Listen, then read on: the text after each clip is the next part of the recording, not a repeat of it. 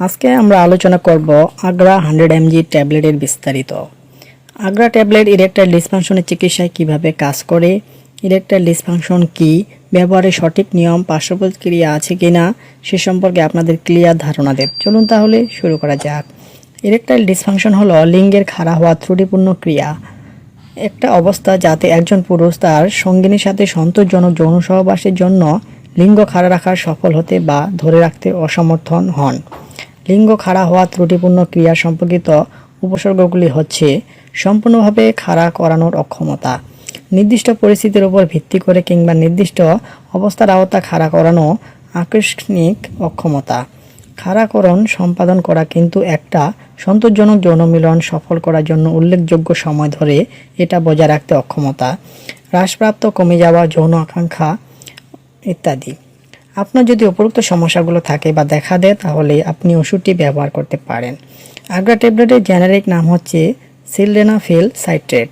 ওষুধটির প্রস্তুতকারক কোম্পানি হচ্ছে SKF pharmaceutical limited. ট্যাবলেটটির বর্তমান মার্কেট মূল্য হচ্ছে প্রতি পিস ট্যাবলেটের দাম 50 টাকা করে। একটি বক্সে আছে 4টি ট্যাবলেট, বক্সটির দাম হচ্ছে 200 টাকা। এই ওষুধটি আপনি আপনার নিকটবর্তী ফার্মেসির দোকান থেকে সহজেই পেয়ে যাবেন। এই ওষুধটির মাত্রা ও সেবনবিধি হলো সিলডেনাফিলের অনুমোদিত মাত্রা হলো সেক্সুয়াল অ্যাক্টিভিটি শুরুর প্রায় 1 ঘন্টা পূর্বে 50 মিলিগ্রাম।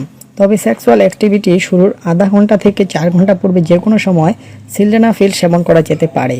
কার্যকারিতা ও সহনশীলতার উপর ভিত্তি করে অনুমোদিত মাত্রা সর্বোচ্চ 100 মিলিগ্রাম পর্যন্ত বাড়ানো বা 25 মিলিগ্রাম পর্যন্ত কমানো যেতে পারে।